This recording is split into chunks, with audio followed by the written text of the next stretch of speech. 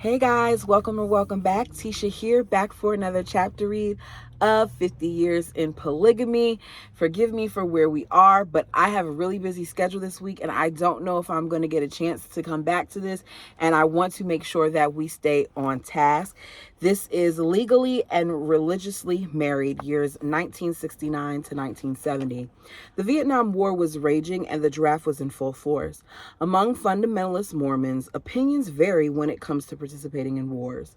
Anamilia's son Ari had volunteered to join the army and was reported missing in action in September of 1967 from near the Tu Bon River in Guangdong province. I might have pronounced that incorrectly, but Thubon River. My brother Luke had been drafted and served time in Vietnam, as well as my brother Charles, who was still there. Mark and a few of his brothers chose to register as constituent objectors in accordance with Section 6-1 of the Military Selective Service Act. They were not subject to combat duty because of their religious beliefs. However, every constituent objector was still required to dedicate 2 years of civil service to his country at a nonprofit, health, or safety organization. Mark and one of his many brothers served their 2 years working in the laundry room at the Holy Cross Hospital in Salt Lake City. To survive the heat, long before air conditioning, they tried to keep the nuns laughing.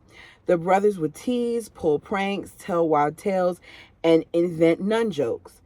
The two of them even drew and posted accurate-looking caricatures of each other and their co-workers in action. Meanwhile, Mark prayed for a better job than the one in the laundry room dungeon, where the workforce often discovered body parts, surgical paraphernalia, and feces wrapped in blood-covered sheets and towels. This sounds gross. After a few more breakups and reconciliations with Mark throughout the fall and the spring, he finally won my heart and steady devotion. I treasured our friendship and his adoration of me.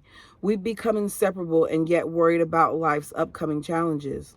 My new summer job in uptown Salt Lake City was at Alamo's Dry Cleaners. It kept me tied up while Mark was serving his army time. As often as possible, he would come by for a visit or pick me up from work. We'd talk and make out on the couch in the back room until a customer drove up to the window and held the buzzer down. Having our kissing and fondling interrupted caused physical distress, but enjoying and being tempted to give in to our newly discovered pleasure was even worse. Ooh, what are Mark doing? Ooh, even, sorry. Every time Mark and I would get going, I'd hear Mom's warning in my head. Having premarital sex is as bad as murder. Really? This is what we're doing to scare these people? Too often, our passion grew, Mark and me, near to this worst sin on earth. Miraculously, one of us was always strong enough to stop before it was too late. If my guilt-ridden body hadn't already run away from Mark, he'd hug me tight and beg me not to feel guilty about such normal, God-given sexual urges, especially, Mark stressed, with young adults who are so madly in love. Still, I wasn't sure if he was right. Sometimes my guilt for making out with him became so overwhelming. If suicide was acceptable by any standards, I believe I would have ended my wicked life right then, yesterday, a month ago, or a long time ago when we first got it started. I think that the fact that it's plagued her that much and they've scared her that much,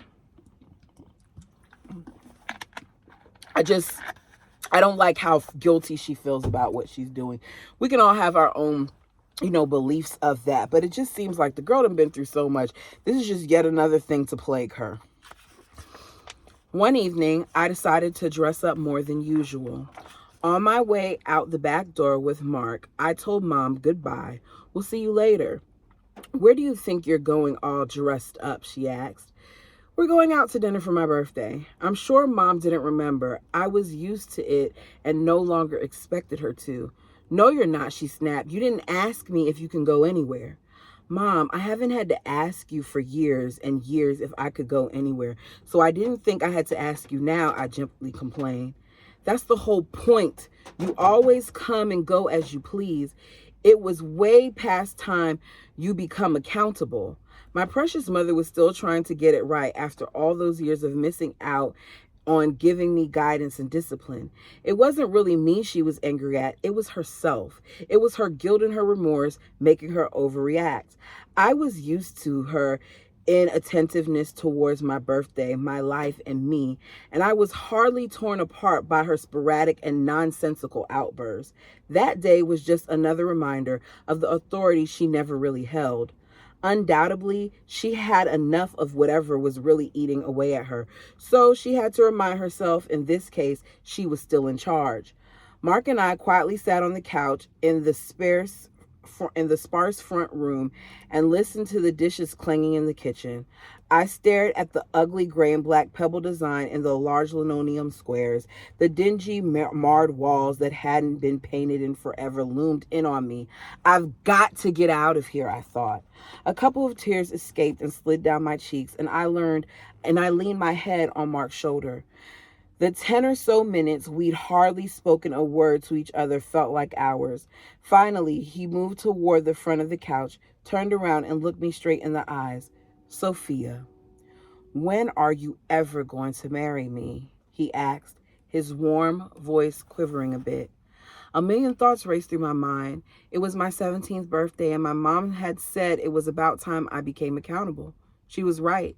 I wanted and needed space of my own. If I didn't take Mark up on his offer this time, he would surely give up on me.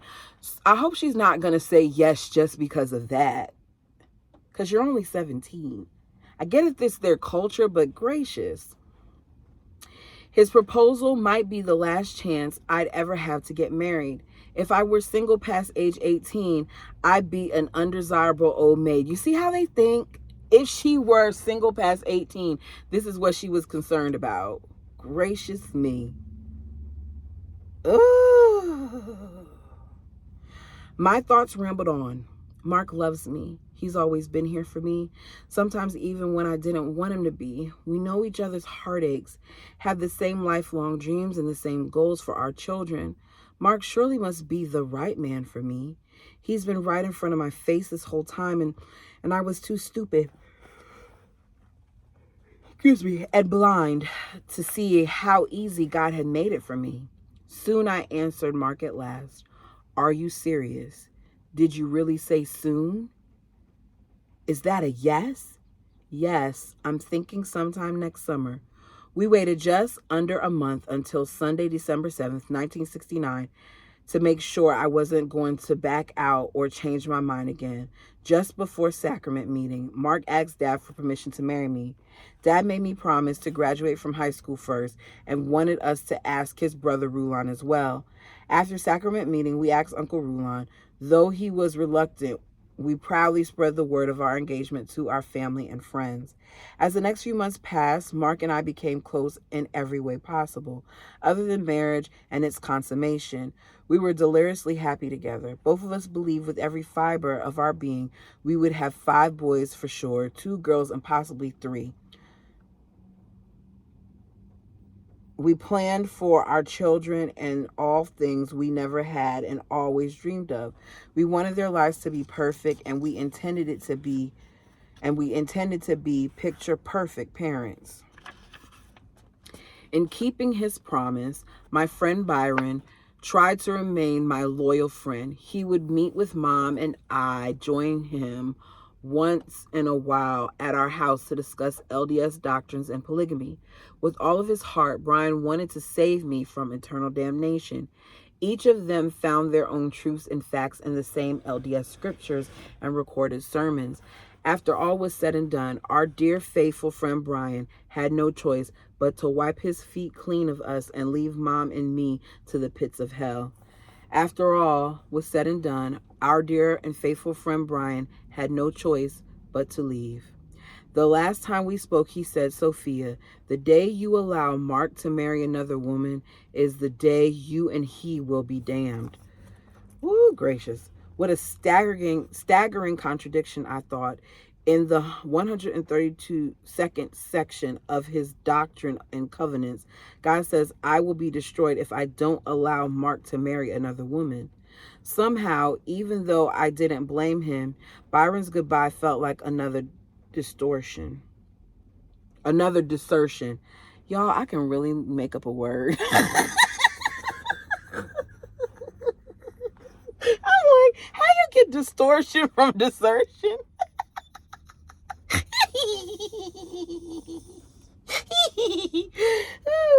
And even after all of Mom's and his doctrine battles, I still worry. What if Byron's take on the LDS religion was right? I wish it were. I wanted it to be. I didn't want to have to share Mark with other women then or ever. So she went into this thing knowing that she did want to be with this man, but she didn't want to share him. And yet here she is, before she's even marrying him, fretting over the fact that eventually she's going to have to share him. Squelch those wicked desires to be a normal person, Sophia. 16 years of conditioning ordered. Press forward with the will of God. You must live polygamy. Though I still have my doubts and worries about marrying Mark, I continue to ignore them and push our wedding date closer. We bumped it up from July to the middle of April to help maintain our oath of virtue, which was becoming nearly impossible to keep. On the big day, Val, Amy, and I spent most of the day decorating the LDS church gymnasium Dad rented for Mark and Mai's reception. Mark and my brother Alan gathered the arbor, flowers, cake, punch bowls, glasses, and drinks. We barely made it back to my house in time for our wedding ceremony. I paced all alone from Mom's bedroom down the hallway and into our dismissal looking front room where our family and closest friends were waiting. I smiled in delight when I saw Mark and Alan both wore tuxedos, which they swore they never do. My beautiful bridesmaids stood next to them. Mark, 24 and a half years old, and I, 17 and a half, stood in front of my father. He placed my hand into Mark's to symbolize the sacred handshake. Then he recited what he believed to be the marriage ceremony originally used in the temples. Near the end of our priesthood wedding ceremony, Mark took from his pocket a man's gold wedding band. He found it in the washing machine at the hospital and placed it on my ring finger. This is just for the time being, he informed me earlier. It will have to do until I can afford to get you another one. It meant the world to me Mark cared enough to come up with a ring for our wedding. We talked about not having one at all. However, even when we were first engaged, I longed for a diamond engagement ring and a real wedding band for our special day. I wanted to be like the other girls at school and in the group who pranced around with treasured proof that they were cherished and going to be married to the love of their life. I tried so hard not to care, not to be vain or worldly. After all, none of that really mattered in the vast scheme of the gospel. But without an engagement ring, hardly a soul believed I was really engaged to a single man. Many of my classmates assumed that poor polygamous girl will soon be married off to some old geezer who already had a bunch of wives and kids and will never see her at school again. Our honeymoon was also postponed until Mark made more than minimum wage. So I'm of the belief, and this is just me, you all can tell me what you think down below. If you can't even afford to get a basic ring, I don't know. I feel like you kind of, no, let me not say that because I know people who've gotten married without rings. I just feel like when your finances are scarce and you decide to get married, it doesn't help the situation. But that's just my opinion. You all tell me yours. I was about to go down a rabbit hole, but it varies for different people. After our wedding reception, we celebrated with an extravagant meal at the Hawaiian before we went home to our tiny apartment in Sandy. Just as before, when we make out, I'd easily get excited. I relished our lovemaking, but whenever I became aware of any bodily fluids whatsoever, I was traumatized, nauseated, and repulsed, putting a stop to everything. Neither one of us knew why I was so disgusted with something I was told was wonderful and holy after marriage. That's because of how you were assaulted, hon, and you never dealt with it. So your body is having an actual reaction to it. At the elementary school across the street from our tiny apartment, I sat on a child-sized tire swing that snuggled my bottom tightly. My eyes were blurred with tears. Mark and I had been married 5.5 weeks, and most of that time, I wanted to move back home and have our marriage annulled. I felt I made the biggest mistake of my life. I wasn't sure about the man I was living with. He looked like my friend Mark, the man who had patiently and ardently pursued me for 3.5 years. He looked like the same guy who took me out on dates, who was proud to be with me, who listened to me, and who spoke to me with love, respect, and kindness. He looked like my attractive, attentive fiance who said the two of us believed and felt the same way about everything that mattered in life. But I was living with a stranger. Hardly anything about him felt the same. Nearly every night, Mark hung out with my brother Alan and other bachelor friends. When he'd get home late at night, my husband didn't want to talk or listen, and because neither of us understood my unfavorable sexual issues, there were problems with intimacy. Before our marriage, during the thousands of hours Mark and I spent together or were in the same vicinity, I had only witnessed him lose his temper twice. The first time was when he had a knockdown, drag-out fight with one of his brothers who broke into his bedroom and took his clothes. Though it broke my heart to see them fight, Mark's reaction seemed justified. The second time I saw him become enraged was when he forced me up the hill onto his car and drove recklessly home without concern for our safety. I said then that I didn't like that. That was a flag. With him now losing his temper on a regular basis, it was painfully clear I married a volatile man. Wow, 5 weeks into her marriage, and this is the conclusion that she's come to. As much as I thought about it while sitting on the swing, I couldn't ever go home to my parents. I was too embarrassed and ashamed, and God certainly wouldn't approve of me breaking my covenants. Instead, I'd have to save face from Mark and myself. I secretly vowed to hide my discontent and keep my marriage promises, both legal and religious, forever. I was sure things would get much better. Mark and I argued about anything and everything. Between our fights, his temper, and my cold retreats, we kept trying to build on our commitment and the deep love we both desired. The most precious gift in the universe, even with my bouts of morning sickness, was discovering our first baby was due the following March. Mark took my left hand in his and stared at it. "This ring is not good enough for you," he said. "We need to get rid of it."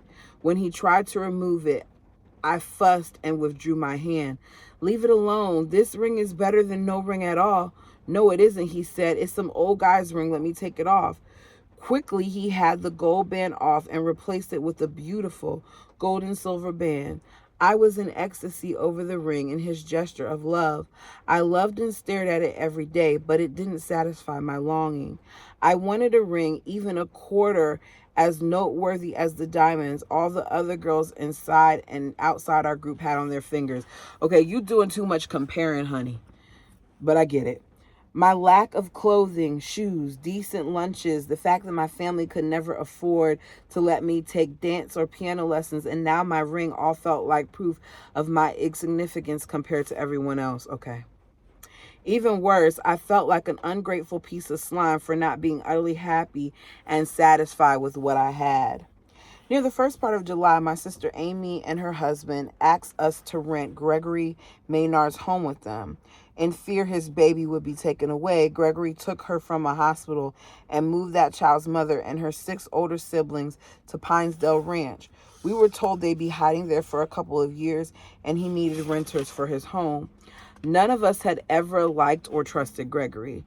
I still couldn't stand to be around him since I was a little girl, and he asked Mom if he could take me to get the ice cream. Okay, so now I remember who he is.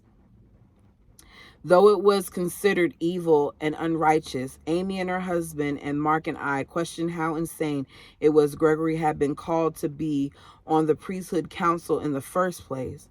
We decided to help him out only because we felt it would benefit us as well. It was very hard on me to live with Amy and her husband. Both she and I were pregnant, but I always ended up playing second fiddle to her. Mark seemed to be more interested in her than me. Wait a second. She's already married. Why is Mark interested in her? He doted on her constantly. When she felt ill, cried, or just wanted to talk, Mark stayed up for hours with Amy while her husband slept. In the quiet darkness of our room, I would swallow hard, gasp in deep breaths of air, and pull the pillow over my face to keep them from hearing me weep. Wow. I didn't want Amy to know how much her grand presence seemed to completely invalidate mine. I tried every minute to be happy and gracious about the attention she always sought and received, even from my husband. So if he's doing this while she's pregnant with a woman that's already married to somebody else, imagine what he's going to do once other people are introduced into their house. Francine was finally able to get away from her West Desert home and come to Salt Lake for a while to help me.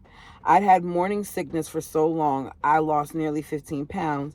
She took me to see Uncle Rulon to get some medicine he recommended, and then she spent the next few hours helping me find food my stomach could tolerate. She let me cry and carry on over the few things I was willing to talk to her about, and then I cried some more when she had to return to her home and family. I felt so alone when she left. I wanted to get in our car and follow her home. There I'd be loved and appreciated. Amy, her husband, and Mark sounded disappointed when we were told after 4 months of renting Gregory's house, we had only a few weeks to move out. He wanted his house back so he could move another one of his wives in. We spent hundreds of dollars and hours cleaning, scrubbing, painting, mowing, repairing, gardening. Though I loved Amy, I was so grateful to be rescued from living with her. Mark and I moved into his aunt and mother, Alder's basement, where he had lived for years just before our marriage. Other than the persistent yelling matches between Aldora and Mark's father, which were always about another wife, it was a nice place to be. They welcomed us and treated us well. As a novice expectant mother, I was amazed and obsessed with the mystical creature growing in my womb. Everywhere I went, I carried a large book Dr. Fulton had given me. It was full of detailed photos depicting an infant's developing stages. I took it with me to church, to the store, to my friend's house, and to Mom's. It was almost as if the book had become another appendage. I was connected to my new Bible as a toddler was to a binky and a blanket. Nearly every night from the time I was about 16 weeks along, I dreamed. I drew my son out of my womb to cuddle and caress his miniature toes and fingers. I'd kiss his nose, eyes, ears, and torso and talk to him about the wonderful future I envisioned for him. Then I gently place him back inside so he can continue to develop. Oh, wow. Without the luxury of modern-day ultrasound, I described his tiny body, face, hair, and eyes to anyone who would listen. I also asked Mom what a mother's blessing was. I'd heard about it from other pregnant girlfriends in the group. She told me they were called washings and anointings. Mom and a few other women had been set apart, given authority by Uncle Rulon to carry out his very special spiritual blessing for an expectant woman who asked for one. Of course, I didn't want to be left out. I needed all the blessing I could get. We knelt in prayer to dedicate the time and space to God. My mother asked him to guide Aunt Amelia and herself with the right words. I was embarrassed when I was asked to disrobe and wrap a large white towel around me. Then I sat on the edge of Mom's bed as she instructed me to. Starting at the top of my head and moving down to my toes, Aunt Amelia just gently washed my naked body, one part at a time, with a warm washcloth. Every now and then she rinsed the cloth in a bowl of warm water.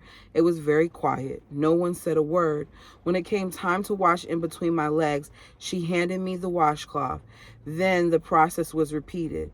This time, Mom used consecrated olive oil, which is blessed by the priesthood holder, She dipped her hand in a small bowl of oil, and then she anointed each part of my body from head to toe. She verbalized a specific decree on them. We will bless your eyes so you will always be able to see God's will in all things, and those who are in need of your love and care. We will bless your breast and your nipples, that they will develop adequately so you will be able to nurse your infant without discomfort or pain. The same procedure took place as I anointed my own female parts. We will bless your womb so all will go accordingly when you deliver this little soul you will soon bring into this world. We will bless your legs to be strong enough to carry you through your daily duties and walks of life. Throughout the whole process, I knew I was supposed to feel the Holy Spirit, but with every touch, prayer, and blessing, all I felt was my unworthiness.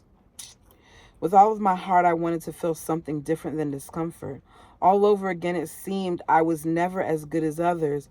All the way through my mother's blessing, I conjured up the good woman Aunt Amelia, Mom, and I wanted me to be. By November of my senior year of high school, put that into context, my pregnancy was obvious. In those days, it wasn't okay even if you were married, so I was asked not to attend school. Apparently, my pregnancy was a bad example to the other girls whose focus should be on their education. I intended to get ahead on my credits, have my baby in March, and graduate with the Murray High School class of 1971. But Outdoors House was near Granite High School, so I signed up for classes 3 nights a week and planned to graduate from the high school Mark had graduated from. Our new meeting place and private school building in Bluffdale, nicknamed the Brown House, was nearly complete. The huge facility, which had been built and funded by tithes and donations, fulfilled a long-time dream of having a group school for our own children. Uncle Rulon assigned a fairly new convert and his wife, who both had teaching certificates, to be in charge of the school's rudiments. My childhood desire to be a teacher also came true when nearly all who volunteered were accepted as teachers for 100 or so all-right children. All my life was inundated with learning and teaching to make sure our lessons were accurate. Aunt Amelia and I would study, practice, and prepare every single subject before we instructed our 15-second grade students. After I taught school all day with Aunt Amelia for days a week, I continued night classes and slept like a baby. So she's teaching school to these kids even though she hasn't even finished high school. Put that into context. While living in Outdoors' basement, Mark and I were constantly inundated with guests. Our friends, my brothers, his brothers, their girlfriends, and their friends. Being a social person, I enjoyed our company most of the time. The difficult and crazy times were when I was exhausted and when all the guys, including Mark, would flirt with all the cute young girls. How is that appropriate, though? It's like, I don't understand some parts of their belief system, but okay. According to my upbringing, God commanded women to accept their husband's desire to live the law of plural marriage. Well, that's why they can flirt, because of that. Each of us was to be happy, supportive, sweet, and encouraging when it came to our husbands courting and obtaining other wives. Still, even the idea of Mark being with another woman, let alone the reality of such a thing, created a throbbing, breath-stealing ache I could barely endure. Even my religious doctrines didn't take that away. I was unfathomable. God would require that kind of sacrifice of woman. It was unfathomable. I thanked him when that darling, scantily dressed gal who had walked up Dad's long driveway a few years back with her sister decided to marry my brother Alan instead of Mark. My father and his brother reluctantly conceded to the builders of the Fashion Place Mall. Dad gave in when he refused to live behind the giant concrete wall they intended to construct around his property if he wouldn't sell out. He signed a 20-year negotiable lease and accepted a lump sum for the huge chunk of Pligville property on 300 East. With the down payment, Dad purchased 25 acres of land in Bluffdale and started building one of 2 large fourplexes for his elderly wives, his 2 most recent wives, and his young children. How many wives did the man have? In March 1971, After 11 hours of hard labor in my mother and father-in-law's basement, I gave birth to Mark and Mai's perfectly magnificent 8-pound boy. No one, my mother, Francine, Amy, Dr. Fuldren, Aunt Amelia, Mark, or my sisters-in-laws who kept peeking in to check on our progress, was surprised to see Jake had a petite nose, long dark hair, and deep-set, alert, light blue eyes. All of those features, as well as his chubby round face, were exactly as I described. Never in my whole life had I felt such joy, wholeness, and purpose as I felt that day.